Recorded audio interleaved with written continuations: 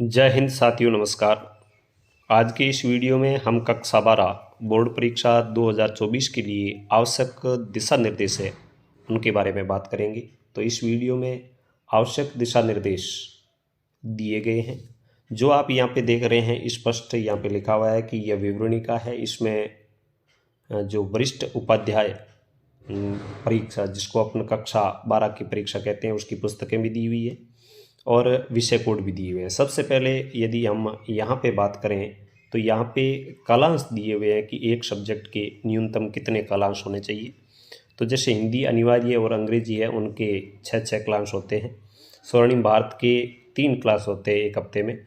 और जबकि ये 3 जो ऐच्छिक विषय होते हैं, इन ऐच्छिक विषय के जो क्लास होते हैं वो होते हैं 11, मतलब कुल मिलाकर 33। लेकिन मुख्य बात इस वीडियो की अपनी ये रहेगी कि इसमें किस प्रकार जो आपके शतरंज के नंबर जाएंगे, या उपस्थिति के हैं या अनुशासन के हैं, उनके बारे में हम इस वीडियो में बात करने वाले हैं। तो इस प्रकार आप विषय कोड देख सकते हैं सभी विषयों के।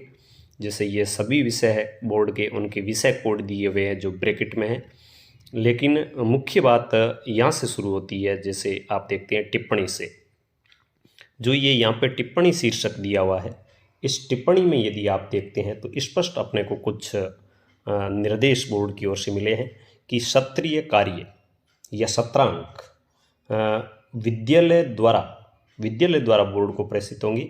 और इनमें यदि हम पॉइंट नंबर 2 देखें, ये इसको ठीक ढंग से हम देख पा रहे हैं, तो ये क्या कह रहा है कि शतरांक है वो 20 अंक के होंगे। यानी वो किसके आधार पर? शतरांक लिखित परीक्षा के पूर्णांक के आधार पर होंगे, जिसमें शामिल क्या होगा? नियमित जो अभ्यर्थी है उनके लिए अर्धवार्षिक परीक्षा और 3 जो सामयिक परख है उनका 10%। यानी ये तीनों हैं वो 100% के होते हैं, 100 अंकों के होते हैं। तो 10% मतलब 10 अंक तो इन परीक्षाओं के होंगे। 3 टेस्ट और अर्धवार्षिक, 5 होंगे वो आपके होंगे प्रोजेक्ट के। ये आप यहाँ पे देख रहे हैं 5 प्रोजेक्ट के, 5 यहाँ देख रहे हैं आप उपस्थिति एवं व्यवहार के। और स्वयं पाठी जो विद्यार्थी है उनके लिए प्राप्तांक है वो अनुपात में जोड़ा जाता है। लेकिन हम यहाँ देखें तो इसके आगे जो पॉइंट नंबर 2 में ही दे रखा है, उपस्थिति का जो नियम दे रखा है वो भी आप स्पष्ट यहाँ पे देख लें। जो नियमित विद्यार्थी है उनके लिए ये स्पष्ट दे रखा है कि 3% अंक विद्यार्थियों की उपस्थिति के आधार पर होंगे। कितने प्रतिशत? 3%।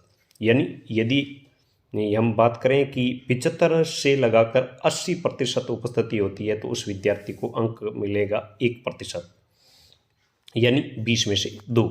और यदि हम 81 से लगाकर 85 की बात करें तो उनको 2% अंक है। और यदि कक्षा में अनुशासन की बात करें तो वो भी 2 अंक है। कुल मिला के हम कह सकते हैं कि उपस्थिति के अंक है वो 5% अंक होंगे, वो उपस्थिति के होंगे। यानी 100 में से 5 अंक, और 5 हो जाएंगे 100 में से प्रोजेक्ट के, और 10 अंक हो जाएंगे आपके अर्धवार्षिक और 3 टेस्ट। तो इस प्रकार शतरांक के प्राप्तांक भिन्न होने पर अगले पूर्णांक में, जैसे शतरांक के प्राप्तांक आपके 19.5 होते हैं तो वो फिर शतरांक है वो 20 जाएंगे। तो इस आधार पर ये कुछ है वो पूर्णांक जो शतरांक के होंगे वो निर्धारित होते हैं। और इसे आगे हम यदि देखें तो एक सारणी दी हुई है, इसको भी आप देख सकते हैं कि किस परीक्षा के कितने पूर्णांक कैसे होंगे। तो जैसे हम बात करें हिंदी अनिवार्य की हम बात करते हैं तो यह सैद्धांतिक परीक्षा होती है, मतलब इसमें कोई प्रैक्टिकल नहीं होती, अंग्रेजी में भी नहीं है। तो यहाँ पे ये 3.25 घंटे का पेपर होता है। 80 का पूर्णांक बोर्ड का होगा। स्थानीय परीक्षाएं जो है 3 टेस्ट और जो अर्धवार्षिक परीक्षा वो उनमें से 10 अंक जाएंगे। प्रोजेक्ट के उसमें आपसे आपके 5 अंक जाएंगे। उपस्थिति के आपके 3 अंक जाएंगे। व्यवहार के आपके 2 अंक जाएंगे। कुल शतरांक आपके 20 के जाएंगे। और 20 शतरांक प्लस जो आपके 80 का पेपर होगा। इस प्रकार आपकी जो मार्कशीट बनेगी वो 100 अंक की होगी।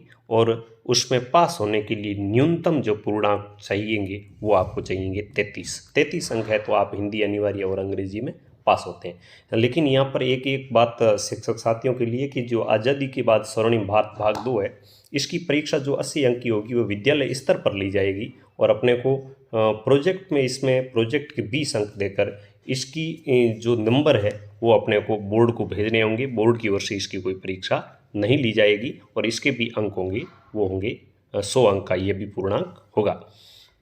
इस प्रकार ये सभी विषय हैं उनका अलग अलग डिटेल वाइज दे रखा है कि किस विषय में परीक्षा कितने की होगी, शतरांक कितने का होगा, प्रायोगिक कितने की होगी। और यदि हम इस सारणी के आखिर में देखेंगे, जैसे हम वैकल्पिक विषय की यहाँ पे बात कर लें तो जैसे अर्थशास्त्र है या राजनीति विज्ञान है, इतिहास है, इनकी बात करें तो इनमें भी वही सेम रहेगा जिनमें प्रायोगिक परीक्षा नहीं होती। तो ये भी पेपर 80 का होगा। जो टेस्ट अर्धवार्षिक है उनमें से 10 अंक होंगे, यानी 100 में से 10, प्रोजेक्ट के 5 होंगे, उपस्थिति के 3 होंगे और व्यवहार के 2 होंगे। कुल मिला के ये 20 का शतरांक होगा और 100 का कुल मार्कशीट बनेगी और 33 है वो पास होने के लिए अंक चाहिए। तो इस प्रकार ये सब कुछ है वो बोर्ड की ओर से निर्धारित कर दिया गया है। तो मैं उम्मीद करता हूँ कि इसको देखने के बाद विद्यार्थियों को भी भलीभांति शतरांक की योजना क्या होती है यह समझ में आ गई होगी और जो साथी है उनको भी किसी विषय के बारे में कोई दुविधा है तो वो भी इस वीडियो को देखकर आसानी से शतरांक योजना है या परीक्षा योजना इसको आसानी से समझ सकते हैं। तो कैसा लगा आपको वीडियो ज़रूर बताएं। धन्यवाद।